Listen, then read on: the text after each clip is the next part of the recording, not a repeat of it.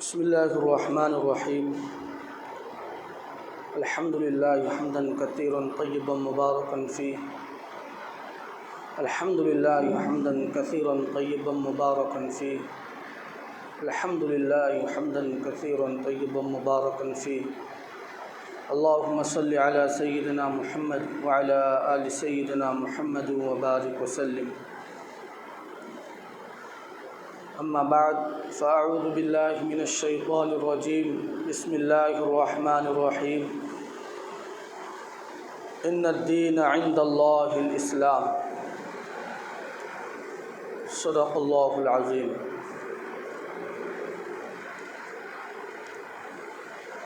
معزز و مکرم سامعین کرام، السلام علیکم ورحمۃ اللہ وبرکاتہ.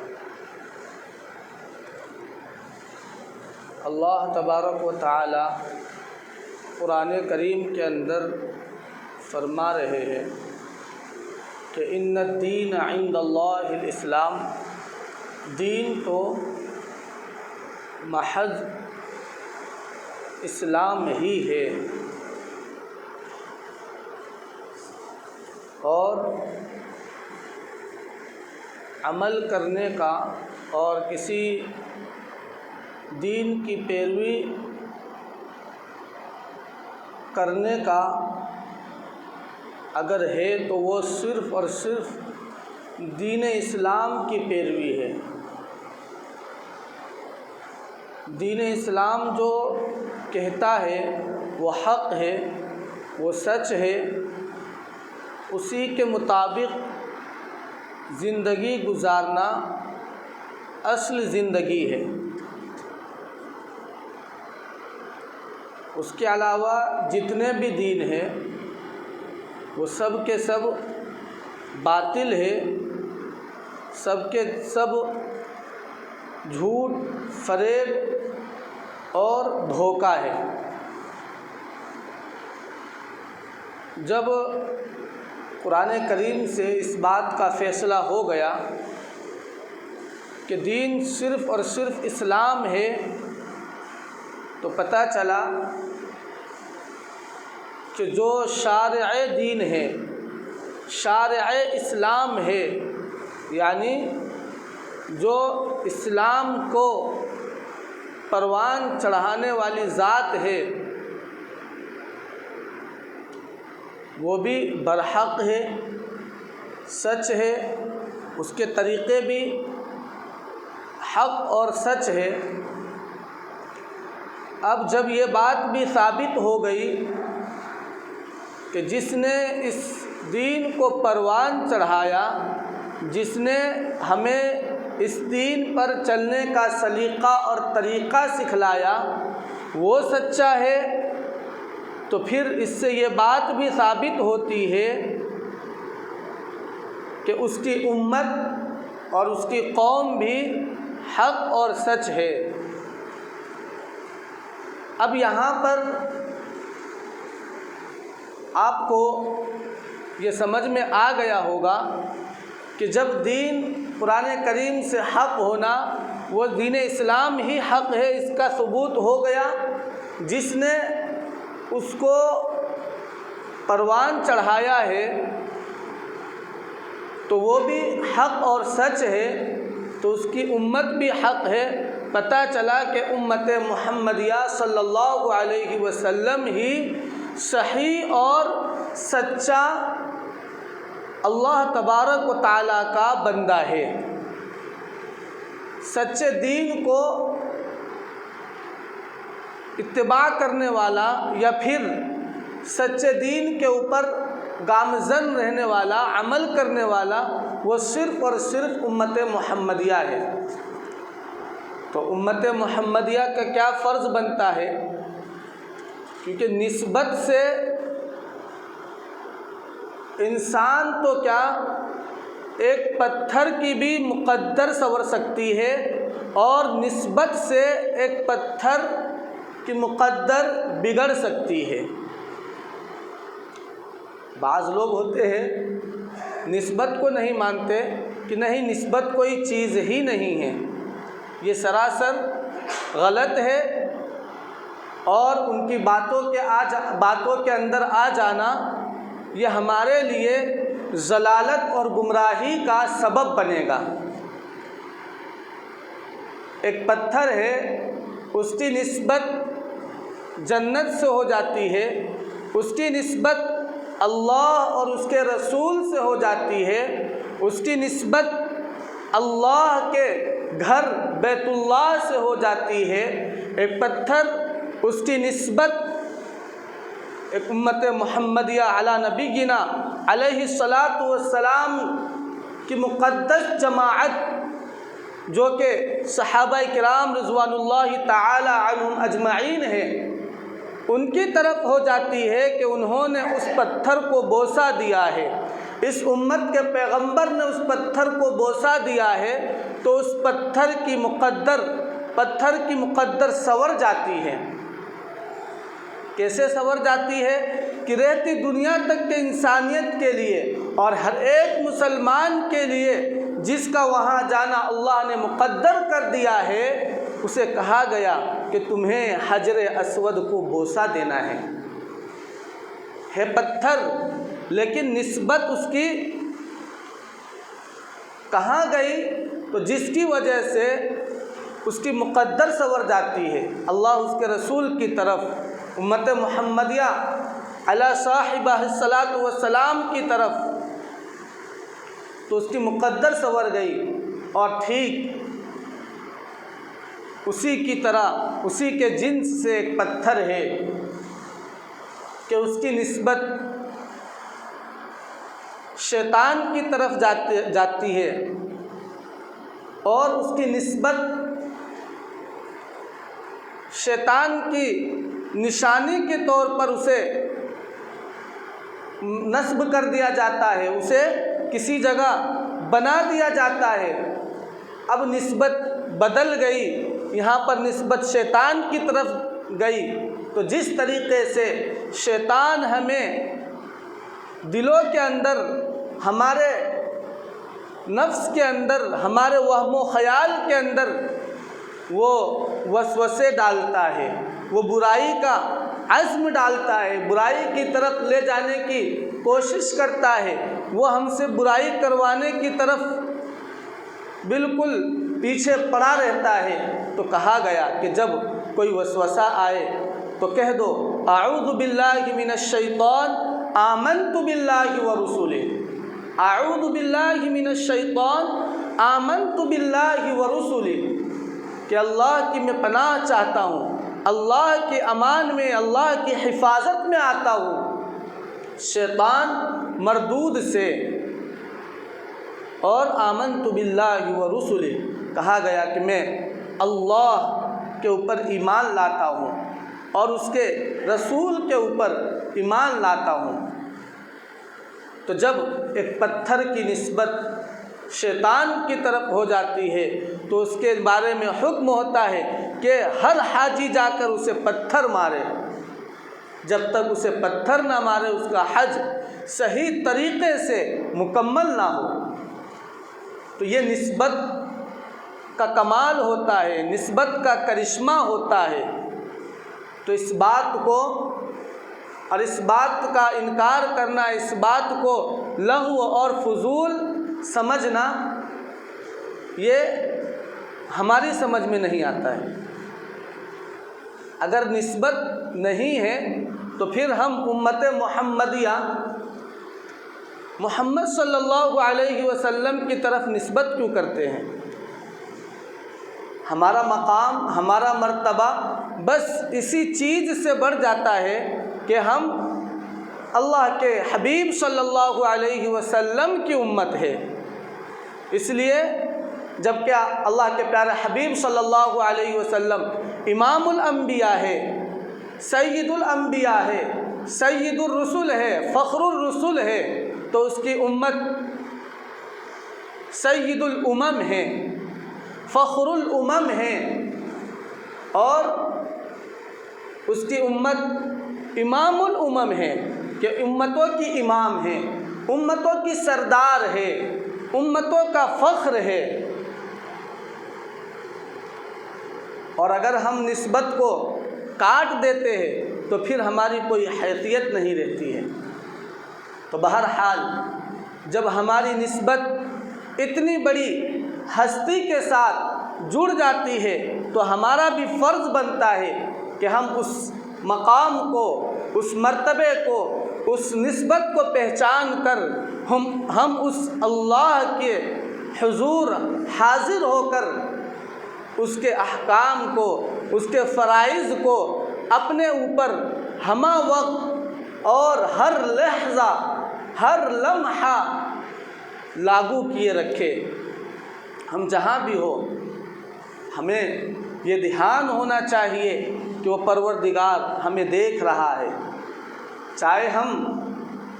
آسمان کی بلندیوں پر چلے جائیں، زمین کی اور سمندروں کے تہ کے اندر چلے جائیں، وہ خدا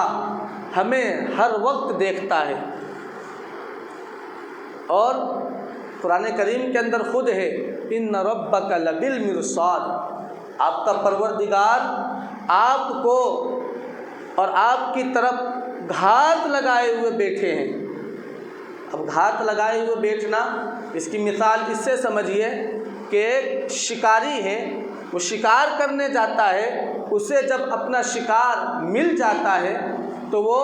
گولی، بندوق، گلیل لے کر وہ نشانہ اس طریقے سے جماتا ہے اور شکار کی طرف اس طرح سے متوجہ ہو جاتا ہے اور اس طرح سے دھیان جما لیتا ہے کہ اس کے آزو بازو میں کیا ہو رہا ہے، اس کے آگے پیچھے کیا ہو رہا ہے، اسے خبر ہی نہیں ہوتی ہے، اور وہ بالکل اپنے شکار کی طرف تاک میں اور گھات لگائے ہوئے بیٹھا ہوتا ہے۔ ٹھیک اسی طرح سے اللہ تبارک و تعالیٰ اپنے ایک ایک بندے کی طرف گھات لگائے ہوئے ہے، ہر ایک سے باخبر ہے۔ تو یہ اللہ تبارک و تعالیٰ کی صفت ہے کہ وہ ہر حال میں، ہر لحظہ ہمارے دلوں کے حال کو بھی جانتا ہے کہ انہ علیم بذات الصدور، بے شک اللہ تبارک و تعالی وہ دلوں کے بھیدوں کو جانتا ہے۔ ابھی ہم نے ارادہ نہیں کیا ہے، ابھی ہم نے عزم نہیں کیا ہے، عزم کا تو بعد میں نمبر آتا ہے، جب ہم سوچیں گے، دل کے اندر خیال آئے گا، پھر اس کے بعد کچھ اور پلاننگ کریں گے اور پھر ایک دم سے ہم اس کام کے کر گزرنے کا حوصلہ رکھیں گے اور بالکل فیصلہ کر دیں گے، تب جا کر وہ عزم کہلاتا ہے کہ نہیں اب ہم نے عزم کر ہی لیا ہے، اس کام کو کرنا ہے۔ تو وہ تو عزم کا تو بالکل آخر میں نمبر آتا ہے، وہ تو دلوں کے خیالوں کو، دلوں کے بھیدوں کو، کہ کیا کیا دل کے اندر پکوان پک رہے ہیں،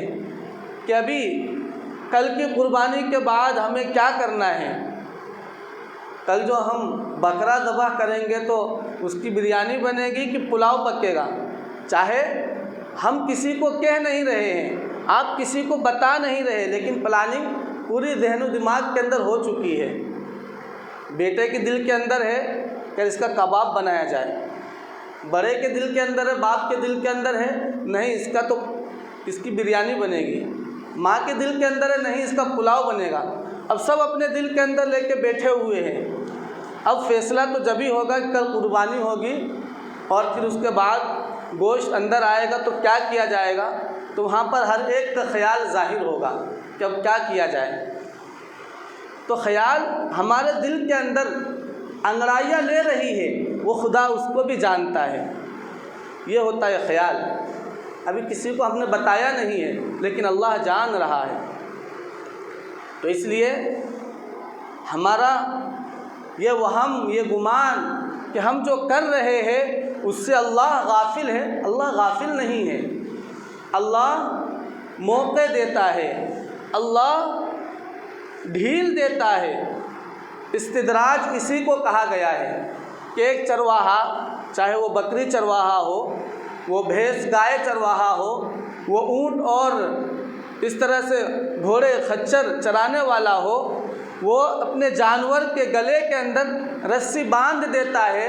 اور ایک بڑی رسی باندھتا ہے، اب وہ جانور اسے کھینچ کر جہاں جہاں من ہوتا ہے کہ وہ چرنے جائے وہ جاتا رہتا ہے۔ اب اسے لگتا ہے کہ مجھے کوئی میرے اوپر دھیان دینے والا نہیں ہے، وہ دھیرے سے دوسرے کی فصل کے اندر جا کر کھانے لگتا ہے۔ اب وہ ڈھیل دے رہا ہے تو وہ یہ سمجھتا ہے کہ مجھے چھوڑا جا رہا ہے، مجھے کوئی دیکھ نہیں رہا ہے، میرا مالک جو ہے مجھ سے غافل ہے۔ اب جیسے ہی وہ دوسرے کی فصل کے اندر منہ ڈالتا ہے، وہ فوراً چرواہا رسی کو کھینچ لیتا ہے، اسے سمجھ میں آ جاتی ہے کہ نہیں کوئی ہے ہمارے اوپر۔ تو ٹھیک اسی طریقے سے جب ہم گناہ کرتے ہیں، جب ہم اللہ کی نافرمانی کرتے ہیں، جب ہم اللہ کے حکم عدولی کر کے اللہ کے خلاف چلے جاتے ہیں اور جاتے رہتے ہیں، اللہ ڈھیل دیتا جاتا ہے کہ اس طریقے سے بندہ اب سنبھل جائے، تب سنبھل جائے، بندہ اپنے آپ کو اب اس طرف سے باز کر کے اور ہماری طرف متوجہ ہو جائے۔ لیکن بندہ جب حکم عدولی کی ایک انتہا پر پہنچ جاتا ہے تو پھر وہ پروردگار کبھی تو زمین کو ایک سیکنڈ کے لیے ہلا دیتا ہے، کبھی وہ بارش کو روک دیتا ہے، کبھی وہ سخت بارش دے دیتا ہے، کبھی وہ آگ کی پتھر برسا دیتا ہے۔ اور یہ سب صرف اس لیے نہیں کہ وہ ہم کہہ رہے ہیں، وہ پروردگار خود کہہ رہا ہے کہ فَكُلًّا أَخَذْنَا بِذَنبِهِ فَمِنْهُمْ مَنْ أَرْسَلْنَا عَلَيْهِ حَاصِبًا، کہ جب اللہ تبارک و تعالیٰ کی پکڑ آ جاتی ہے، اللہ تبارک و تعالیٰ نافرمان بندوں کو سبق سکھانے پر آتا ہے، تو فَكُلًّا أَخَذْنَا بِذَنبِهِ، اس کے گناہوں کی وجہ سے، اس کی سرکشی کی وجہ سے، اس کے حکم عدولی کی وجہ سے، تو فَمِنْهُمْ مَنْ أَرْسَلْنَا عَلَيْهِ حَاصِبًا، اس کے اوپر سخت ہوا بھیج دی جاتی ہے۔ فَمِنْهُمْ مَنْ أَخَذَتْهُ الصَّيْحَةُ، اسے چیخ کے ذریعے سے، پکار کے ذریعے سے اسے تباہ کر دیا جاتا ہے۔ وَمِنْهُمْ مَنْ أَخَذَتْهُ الصَّيْحَةُ وَمِنْهُمْ مَنْ خَسَفْنَا بِهِ الْأَرْضَ، کبھی تو اللہ تبارک و تعالیٰ اس قوم کو اور اس گناہگار برادری کو یا اس معاشرے کو یا اس دنیا کے اندر بسنے والے ان لوگوں کو زمین کے اندر دھسا دیتا ہے۔ زلزلے آتے ہیں تو لوگ کہاں جاتے ہیں؟ آسمان میں نہیں جاتے ہیں، وہ زمین ہی کے اندر دفن ہو جاتے ہیں۔ وَمِنْهُمْ مَنْ خَسَفْنَا بِهِ الْأَرْضِ وَمِنْهُمْ مَنْ أَغْرَقْنَا، اور کبھی اللہ تبارک و تعالیٰ سیلاب بھیج کر، کبھی اللہ تبارک و تعالیٰ بارش بھیج کر اسے غرق کر دیتا ہے۔ اور ایسا نہیں کہ یہ صرف قرآن کریم کے اندر کہا گیا ہے، بلکہ ایسا ہوا ہے۔ کئی قوموں کو اللہ تبارک و تعالیٰ نے ہوا کے ذریعے سے برباد کیا، کئی قوموں کو اللہ تبارک و تعالیٰ نے زمین کے اندر دھسا دیا، اور کئی قوموں کو تو اللہ تبارک و تعالیٰ نے آسمان کے اتنا قریب لے گیا کہ آسمان کے فرشتے اس کے چیخ و پکار کو، اس کے آہ و بکا کو سن رہے تھے، تو اتنا قریب لے جا کر وہاں سے اس زمین کو پلٹ دی گئی۔ تو اللہ تبارک و تعالیٰ ہر چیز پر قادر ہے، ان اللہ علی کل شیء قدیر۔ تو کبھی اللہ تبارک و تعالیٰ کسی قوم کو سمندروں کے اندر بہا دیتا ہے، اسے غرق کر دیتا ہے، اسے یہ وہم و گمان ہوتا ہے کہ ارے دیکھیے ہمارے لیے تو یہ 12 راستے بن گئے ہیں، ہم جدھر سے چاہیں جا سکتے ہیں۔ لیکن سیدنا موسیٰ علی نبینا علیہ السلام اس راستے سے گزر جاتے ہیں، وہ تو اللہ کے پیغمبر اور رسول کے لیے وہ راستہ بنا تھا، اب وہ اللہ کا دشمن یہ سمجھ بیٹھا کہ ہمارے لیے راستہ بنا ہے۔ اب جس کے لیے راستہ بنا وہ اس راستے سے کوچ کر جاتے ہیں، نکل جاتے ہیں۔ اب یہ لوگ جا کر جہاں بیچ میں پہنچتے ہیں وہ سمندر آپس میں مل جاتا ہے اور اللہ تبارک و تعالی انہیں غرق کر دیتا ہے۔ تو اس طریقے سے اللہ تبارک و تعالی اگر پکڑ پر آ جائے، اللہ تبارک و تعالی اگر گرفت پر آ جائے تو پھر کوئی ہمیں بچانے والا نہیں ہوگا، کوئی ہمیں نجات دینے والا نہیں ہوگا، کوئی جگہ نہیں ہوگی کہ اس کے علاوہ ہم بچ سکے۔ لا ملجا من اللہ الا الیہ، صرف اللہ ہی کی ذات ہے جس کے سایہ عاطفت میں، جس کی رحمت میں اور جس کے سایہ بخشش کے اندر ہمیں نجات مل سکتی ہے۔ اس لیے ہمیں چاہیے کہ ہم ہر آن، ہر لحظہ، ہر وقت اپنے آپ کے اندر، اپنے ذہن و دماغ کے اندر، اپنے دل کے اندر اللہ کا ڈر، اللہ کا خوف غالب رکھے، کیونکہ ہمیں تو حکم دیا ہے کہ اللہ سے ڈرنا بھی ہے اور اللہ سے امید بھی لگانا ہے، کہ خوفا و طمعا، کہ ایک طرف ہمیں ڈرنے کے لیے کہا گیا ہے اور طمع، ایک طرف اللہ کی رحمت سے امید لگانے کے لیے کہا گیا ہے۔ کہیں اللہ تبارک و تعالی جگہ جگہ پر ہمیں ڈرنے کا حکم دے رہا ہے۔ قربانی والے عمل میں دیکھیے کہ اللہ تبارک و تعالی صاف اعلان کر رہا ہے کہ لن ینال اللہ لحومها ولا دماؤها ولکن ینالہ التقوی منکم، کہ میرے پاس نہ تو تمہارا خون پہنچتا ہے نہ تمہارا گوشت پہنچتا ہے، اور نہ ہی لن ینال اللہ لحومها ولا دماؤها، بلکہ وہاں تو ہمارے پاس تو صرف اور صرف تمہارا تقوی پہنچتا ہے، تمہارے دل کا جو دل کی کیفیت ہے، دل کا حال ہے، بس وہ پہنچتا ہے۔ کہ اللہ تعالیٰ دیکھتا ہے کہ ہمارے دلوں کے اندر اللہ کا کتنا خوف ہے۔ تقوی کہتے ہی اس کو ہے کہ جب بندہ کوئی عمل کرے تو سب سے پہلے اس کو دیکھے کہ اس سے اللہ راضی ہے یا ناراض ہے، یہ عمل کرنے سے اللہ خوش ہوگا یا ناراض ہوگا۔ اور حدیث پاک میں اس کو اس طرح سے بیان کیا گیا کہ جب بندہ کسی خاردار یعنی کانٹے والی جھاڑیوں کے پاس سے گزرتا ہے تو وہ اپنے کپڑوں کو اس طرح سے سمیٹ کر بچا کر نکلتا ہے کہ کہیں کوئی کانٹا اس کے کپڑے کے اندر نہ لگ جائے، یا کوئی خاردار جھاڑیاں اس کے کپڑوں کو پکڑ نہ لے اور جس کی وجہ سے اس کے جسم کے اندر کانٹے لگے یا اس کے کپڑے پھٹ جائے۔ تو ٹھیک اسی طرح سے ایک بندہ جب اپنی زندگی کے اندر مشغول ہوتا ہے، مگن ہوتا ہے اور اپنی زندگی کو گزارنے کے کگار پر ہوتا ہے تو اسے اسی طرح سے زندگی گزارنا چاہیے کہ کہیں میرا رب ناراض تو نہیں ہو رہا ہے، کہیں ایسا عمل تو نہیں ہو رہا ہے جس سے اللہ تعالیٰ میری گرفت کر لے، میری پکڑ کر لے، اور جس کے نتیجے میں مجھے اللہ کی ناراضگی کا سامنا کرنا پڑ جائے اور پھر اس کے نتیجے میں ہمیں جہنم کی آگ کے اندر جانا پڑ جائے۔ تو اس طریقے سے اگر وہ زندگی گزارتا ہے تو وہ پھر ہر عمل کو اس طرح سے کرے گا کہ اللہ راضی ہے یا ناراض ہے، اللہ کا رسول اس سے خوش ہے یا ناخوش ہے۔ تو ہمیں بھی چاہیے کہ اس طریقے سے زندگی گزارے کہ ہمارا رب راضی ہو جائے۔ کسی نے کہا ہے کہ سب کو راضی کر کے دیکھا، رب کو راضی کر کے دیکھ، سب کام کو کر کے دیکھا، اس کام کو کر کے دیکھ۔ یعنی ہم نے سب کو راضی کرنے کی کوشش کی، سب کو منانے کی کوشش کی، لیکن اگر ہم نے کوشش اور جتن نہ کیا تو وہ صرف اور صرف رب کو منانے کا جتن نہ کیا، رب کو منانے کی کوشش نہیں کی۔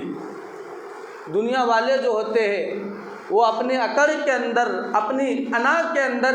اور ایک طرح سے اپنے آپ کو اس طرح سے گناہوں کے اندر اور اپنے آپ کو بڑا ثابت کرنے کے اندر لگتے ہیں کہ ان کو منانے کے اندر برسوں لگ جاتی ہے، زندگیاں گزر جاتی ہے، زندگیاں ختم ہو جاتی ہے، پھر بھی وہ ماننے کو تیار نہیں ہوتا۔ لیکن اگر اللہ کو ایک مرتبہ منانے کی کوشش کر لی جائے اور ایک مرتبہ اللہ کے سامنے توبہ کر لیا جائے تو وہ پروردگار خود بخود کہتا ہے کہ قل یا عبادی الذین اسرفوا علی انفسہم لا تقنطوا من رحمت اللہ ان اللہ یغفر الذنوب جميعا، کہ اس کے سامنے توبہ کر کے تو دیکھو، اس کی طرف رجوع کر کے تو دیکھو، بے شک وہ تمہارے تمام گناہ کو بخش دے گا۔ تو اللہ تبارک و تعالی ہمیں بھی اللہ سے لو لگانے کی توفیق عطا فرمائے، شریعت مطہرہ پر یعنی سنت مطہرہ کے مطابق زندگی گزارنے کی توفیق عطا فرمائے۔ آمین وآخر دعوانا الحمدللہ رب العالمین۔